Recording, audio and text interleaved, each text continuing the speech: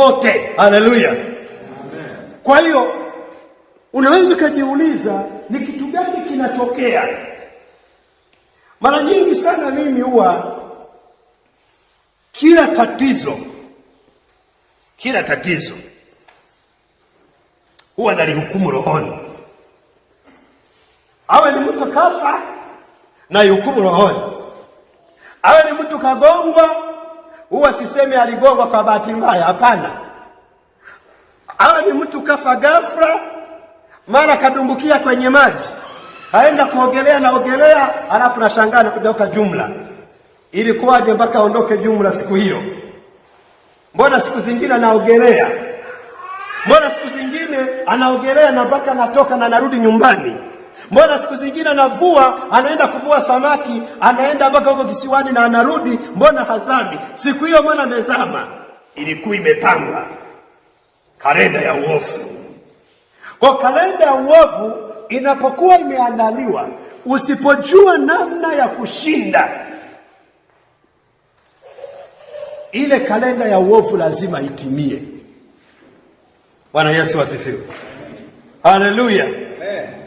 Hebu tusome kitabu cha Ufunuo. Ufunuo sura ya 9. Ufunuo sura ya 9 na mstari wa Ufunuo sura ya 9 mstari wa 14.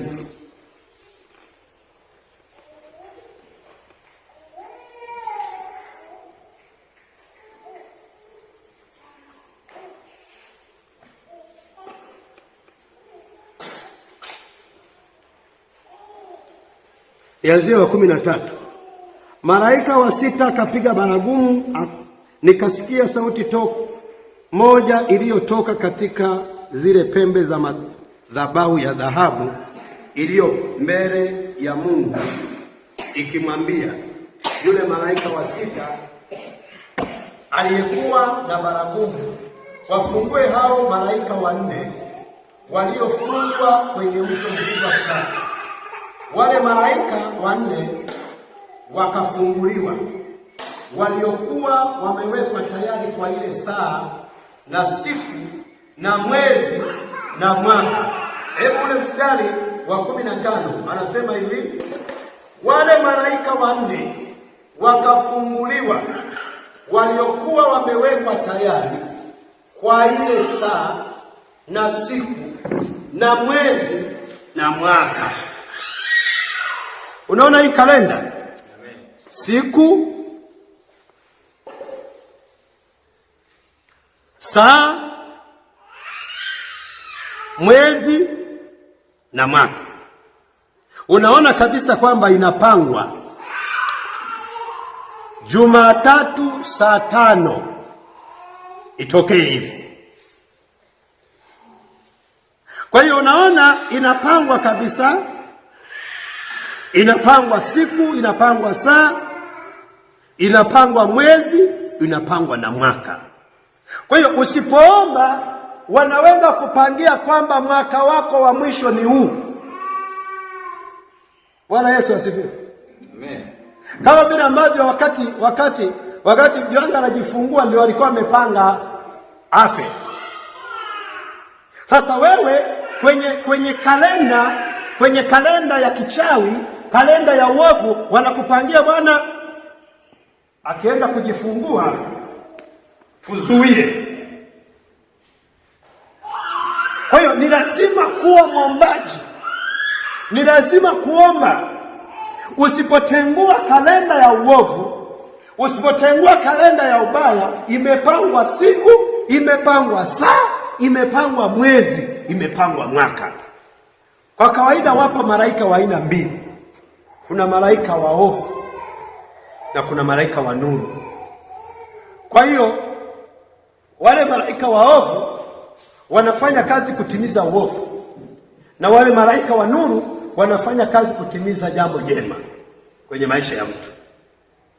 Kwa hiyo hawa malaika walikuwa wamepangwa saa, kwamba saa fulani, tarehe fulani, mwezi fulani, mwaka fulani mtakuwa mahali fulani. Kwa yale mapepo yanakuwa yamepangwa kwamba ikifika Ijumaa saa 6 mchana, kaeni kwenye barabara ya Msoma Mwanza, eneo fulani, kaeni pale. Kuna gari itakuwa imekuja, kuna jamaa mmoja ambaye amepangiwa kalenda, anatakiwa apinduke na gari yake. Yale mashetani yanakaa ile eneo. Unashangaa mtu anafika pale, labda anaendesha ni gari lake. Unashangaa inatokea gari nyingine, anapigwa changaramacho, alafu anadondoka. Wanasema jamani, kapata ajali. Sio ajali, ilikuwa imepangwa kalenda. Na ukujua namna ya kutengua kalenda, ni lazima tutengue kalenda kwenye ulimwengu wa roho. Kalenda za uchawi, kalenda za magonjwa, kalenda za ajali, kalenda za vifo vya mapema, tuzitengue kwa jina la Yesu. Amen. Amen, amen. Kwa hiyo usipotengua ile kalenda, ndio itatimia. Ndio itatimia. Kwa hiyo kalenda ya uovu huwa inapangwa. Kalenda ya uovu inapangwa, inatengenezwa. Inapotengenezwa ile kalenda, inakuwa sasa inasubiri muda. Kwamba wanasema mchungaji fulani anatakiwa afe mwaka huu, au mwaka kesho, au mwaka fulani. Mwinjilisti fulani anatakiwa afe. Mwinjilisti fulani anatakiwa. Unajua wale waombaji wa hapa, wao wanajua vitu vingi, wana siri nyingi wanajua. Kuna vitu vingi huwa vinatengenezwa. Amen, amen. Kwa hiyo kuna wakati mwingine matatizo yanapotokea au shida fulani inapotokea, ujue imepangwa. Hakuna kitu kinatokea kwa bahati mbaya. Unashangaa mtu alikuwa ni mzima, anakwenda na jikwaa kidogo, akijikwaa kidogo, baadaye mguu unaanza kuvimba, wanaenda kupima, anamwambia ni kansa ya mguu. Ilianzia wapi? Ujikwaa. Kuna uhusiano gani wa kujikwaa na kansa? Wewe jiulize hilo swali. Kuna uhusiano gani? Wewe ulikuwa unatembea, alafu unajikwaa kidogo, mguu unaendelea huo, unavimba huo, unakwenda huo, alafu baadaye unaenda hospitali na kwambia tunaona kansa ya mguu, inabidi tuukate. Unajiuliza, nikatwe? Wachawi walitengeneza, wakaenda wakatega uchawi wao. Walipoutega, wewe ukaenda ukajikwaa. Ulipojikwaa ilikuwa ni uchawi unaingia kwenye mguu. Alafu wewe sasa ukaanza kuishi na hutengui, na unaomba maombi yako ya salamu Maria umejaa neema. Unaweza kaomba salamu Maria umejaa neema, Bwana yu nawe, ukamaliza na watakatifu wote na ukaroba na ukafa. Amen, amen. Ndio maana lazima tujue kwamba ni lazima tutengue rohoni, tufyatue kwenye ulimwengu wa roho, tusiombe yale maombi ya kubembeleza. Ndio maana mimi nikiomba huwa naua mchawi, hata kama ni mshirika huko hapa na kuua. Amina. Ukitaka uondoke mapema, vinginevyo utafariki. Amen, amen. Ukija kuwa mshirika hapa, uje umeamua tofauti na hapo na kufyeka. Mimi waga sina cha msalia mtume kwamba unajua ili mradi tu wewe ukiingia kwenye anga najua ni mchawi na fyeka. Waulize nilo wafyeka humu hawapo. Amina. Amen, amen. Ukikaa hapa ukae sawa sawa. Amen. Ukija hapa ukae sawa sawa. Na wiki hii nilikuwa na maombi, lakini ilikuwa na vipingamizi. Narudia tena wiki hii. Amina. Amen, amen. Narudia tena wiki hii ilikuwa na vikwazo fulani ambavyo vilikuwa vinazuia. Wiki hii nikishinda wiki nyingine naendelea, naweza nikaenda hata miezi miwili napiga wachawi tu. Amina. Amen, amen. Hawanilogi, hawaniui, lazima kieleweke. Amen. Kwa hiyo sasa wewe ni lazima ujue. Biblia inasema usimwache mwanamke mchawi aishi. Alafu wewe unakaa naye kanisani, alafu ni mzee wa kanisa, umempa na cheo mchawi. Yupo kanisani mchawi, alafu ni mzee wa kanisa. Mimi hapa hakuna. Ndio maana hapa watu hatunaga vyeo vya mara vya uzee wa kanisa wala nini. Hapa hatuna. Hapa ni kijeshi. Amen, amen. Ukifika hapa ni kijeshi, tunafyatua, mtu anakaa sawasawa, anakaa sehemu yake, mambo yanakwenda kwa jina la Yesu. Amen. Amen, amen. Kwa hiyo wewe kila unachokiona usiwaze kimetokea kwa bahati mbaya, kilipangwa. Unaona hawa malaika walikuwa wamefungwa wanne. Wale malaika wanne wamewekwa tayari kwa saa, kwa siku, kwa mwezi na mwaka. Tuone walifanya nini. Ile mstari wa 16 au 15. Wale malaika wanne wakafunguliwa waliokuwa wamewekwa tayari kwa ile saa na siku na mwezi na mwaka, ili kwamba waue theluthi ya wanadamu. Waue. Hawa wameweka kuua. Ni malaika hawa, ila wameweka kazi yao ni kufanyaje? Ni kuua. Na wanaua lini? Kuna tarehe imepangwa. Wanaua lini? Kuna mwezi umepangwa. Wanaua lini? Kuna mwaka umepangwa, kwamba hao malaika watakuwepo kazini tarehe fulani, mwezi fulani na mwaka fulani. Utashangaa kuna vifo vinatokea, watu wanakufa ovyo ovyo. Kumbe sio kwamba wanakufa, kuna malaika waagizo wamewekwa tayari. Nendeni mkaue wa Tanzania, nendeni mkaue watu hata wasio na hatia. Wanaua watu, wanaenda hospitalini wanaua, wanaenda sehemu fulani wanaua, wanaenda kila mahali wanaua. Leo Mungu akupe nyota kwa jina la Yesu, uwashinde wachawi kwa jina la Yesu. Amen, amen, amen. Kwa hiyo naanza kuona kwamba kumbe kwenye ulimwengu wa roho unaweza ukaona mtu kumbe sio mtu. Unaona tukio sio tukio. Unaona kumbe kuna ugonjwa umetokea sio ugonjwa. Unaambia bwana kuna asasi ambazo haziponi. Unaambia bwana kuna matatizo ya kichwa, kila siku jioni kinauma, kila siku asubuhi kinauma, kichwa hakiponi. Kuna watu wana matatizo hayaishi, kumbe wametengenezewa ili iwe ni sehemu yao ya kuharibikiwa. Leo tunaenda kutengua kwa jina la Yesu. Amen. Amen, amen. Amina. Leo tunatengua kwa jina la Yesu. Amen. Amen, amen. Amen.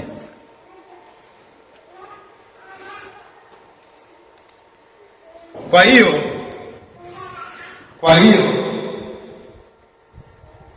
hawa malaika walikuwa wamepangwa kwa siku, mwezi na mwaka, ili waue theluthi ya wanadamu wote. Hawa ni malaika wametengenezwa, wameandaliwa. Kama nilivyosema kwamba wapo malaika wa giza na wapo malaika wa nuru. Wale malaika wa giza ni kutimiza uharibifu. Wale malaika wa giza ni kuleta magonjwa. Wale malaika wa giza ni kuleta utasa. Wale malaika wa giza ni kuleta complication kwenye uzao. Wale malaika wa giza ni kuleta matatizo ya kujifungua. Wale malaika wa giza ni kuwataku majenti wao ili waweze kutimiza mabaya. Leo Yesu akupe nguvu ya kuwashinda. Amen. Amen. Uende hospitalini, uende popote, uingie ofisini, uingie kila mahali, leo upewe nguvu ya kuwashinda kwa jina la Yesu Kristo. Amen. Haleluya. Amen. Bwana Yesu asifiwe. Amina. Tunapokuwa tunafanya vita vya kiroho, tunapokuwa tunapambana na kuvunja ile kalenda ya ubaya, kalenda ya uovu, kalenda ya matatizo, kalenda ya vifo vya mapema, kalenda ya ajali, kalenda ya vifo vya watoto, leo tunaingia kwenye ulimwengu wa roho masaa haya. Kila roho iliyotuma kwenye maisha yako lazima ipigwe na iachie maisha yako leo. Amen. Utoke ukiwa salama, utoke ukiwa na afya tele, utoke ukiwa na ushindi, utoke ukiwa na nguvu. Leo atakayejaribu kupambana na maisha yako, Yesu akupe nguvu ya kumpiga kama mtu mmoja kwa jina la Yesu. Amen.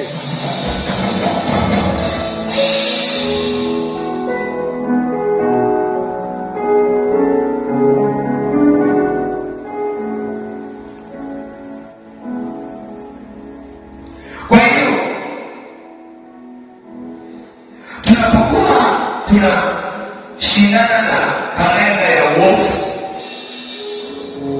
maana wanasema kwenye ile Mhubiri ya kwamba kuna wakati chini ya mbingu Leo tutengue kilio kwako kwa jina la Yesu. Amen. Leo tutengue kilio kwako kwa jina la Yesu. Amen. Hakuna kuwepo kilio kwako kuanzia leo. Mungu wa madhabahu haya akufunike masaa haya. Amen. Mungu wa madhabahu akufunike. Amen. Amen. Kwa hiyo maandiko yanasema wale malaika wakawekwa ili waue theluthi ya wanadamu.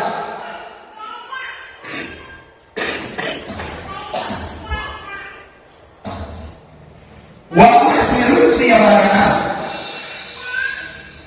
Na ukiangalia pale anaeleza na hesabu ya majeshi ya wapanda farasi ilikuwa 20,000 mara 10,000. Nilisikia herufi hesabu yao. Hiyo ndio niliyowaona hao farasi katika maono yangu, nao waliokaa juu yao wanadilii kifuani kama za moto na za samawi na za kiberiti, na vichwa vya farasi hao ni kama vichwa vya simba, na katika vinywa vyao hutoka moto na moshi na kiberiti. Theluthi ya wanadamu wakauawa kwa mapigo matatu hayo, kwa moto huo na moshi huo na kiberiti hicho, yaliyotoka katika vinywa vyao. Kwa maana nguvu za hao farasi ni katika vinywa vyao na katika mikia yao, maana mikia yao ni mfano wa nyota, ina vichwa nao inadhuru. Kwa hivyo na wanadamu waliosalia wasiouawa kwa mapigo hayo hawakuzitumia zile kazi za mikono yao, hata wasiwasujudie mashetani na sanamu za dhahabu na za fedha na za shaba na za mawe na za miti zilizoweza kunena wala kusikia wala kuenenda, wala hawakutumia uuaji wao wala uchawi wao wala uasherati wao wala wivi wao. Unaona, maandiko yanaeleza kabisa kwamba hao watu waliouawa waliuawa theluthi ya wanadamu. Na kila watu walikuwa na moshi, walikuwa na moto, walikuwa na kiberiti, mapigo matatu. Anayepona kwenye moto, moshi unamuua. Anayepona kwenye moshi, kiberiti kinamlama. Hawa uwaji wakaua kwa njia tofauti tofauti. Ndio maana unakuta watu, shetani na mawakala wake wanaua watu tofauti tofauti, wanaua watu tofauti tofauti.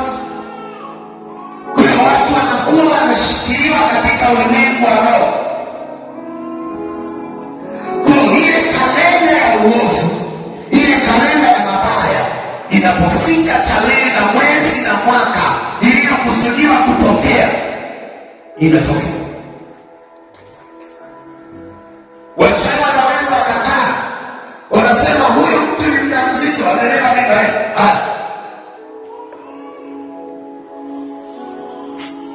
Siku fulani akiwa merani, naitoa ile mimba. Hao ni wachawi wanatengeneza mpango. Wewe unashangaa umelala, unaota damu inatoka, ukiamka tena kumbe ni roho ambazo zimeachiliwa.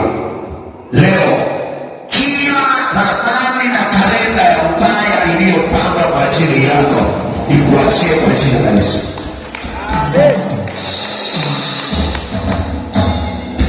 Kila kalenda ya ubaya iliyopangwa kwa ajili ya maisha yako leo iwe mwisho kwa jina la Yesu. Mwisho leo.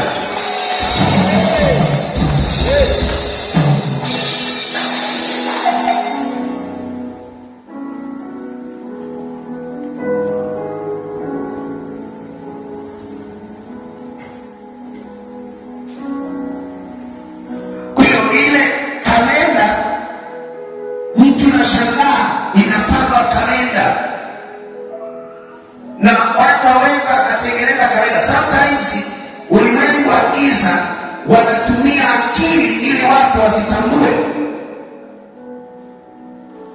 Wakimwenda fulani kafariki, alikuwa mmoja sema jamani ameugua siku nyingi sana. Swali, ule ugonjwa ulitoka? Na sometimes shetani akitaka kumaliza anakutengenezea mazingira ya wewe kufanya vitu vibaya au kufanya vitu ambavyo vitakuingiza katika mtego wa shetani kutimiza uovu wake. Anaweza kuwekea tabia mbaya, anaweza kuwekea tabia mbovu za kupenda mabaya, kupenda dhambi, kupenda uovu, alafu inakuwa ni mlango wa shetani kupanda mauti. Ndio maana mara nyingi unakuta watu unashangaa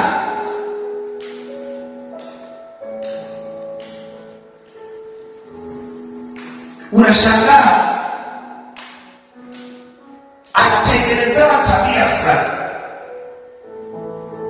Biblia inasema mshahara wa dhambi ni mauti. Moja ya chanzo cha mauti ya mapema ni dhambi. Ukikaa katika dhambi, katika uovu, na una habari ya kutubu na kutubia uovu wako, maana yake ile ni mlango wa shetani kuondoka na wewe na kukuingiza jehanamu na kukuingiza kuzimu kwa sababu ya. Sasa kuna mwingine ambaye ni mtu wa Mungu, ni mtumishi wa Mungu, hana dhambi, lakini kwenye ulimwengu wa roho anaharibu sana ufalme wa shetani kwa maombi yake na ile management yake ya kiroho. Anaongoza watu kuharibu ufalme wa shetani. Huyo ndiye anatafutwa sana.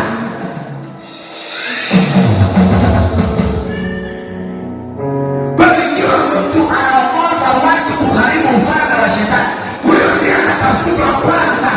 Ndio maana lazima tuwaombee wale wanaosimama kupigana vita kwa ajili yetu. Tofauti na hapo, hao wanatafutwa sana.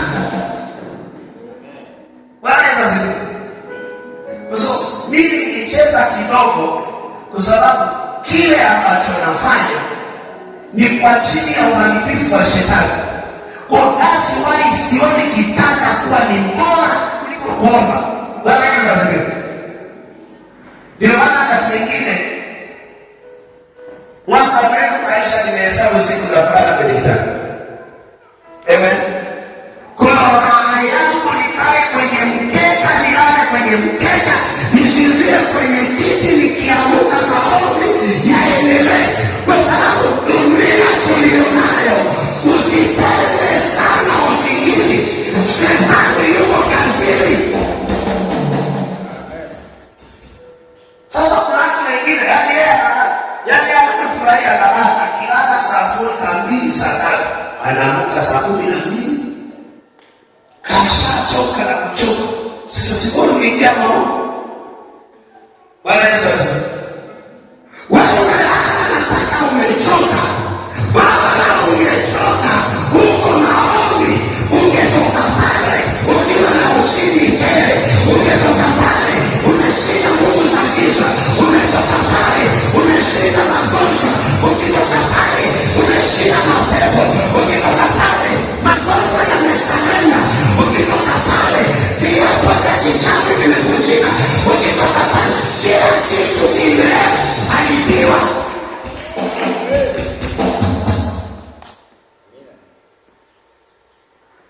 Bwana Yesu asifiwe.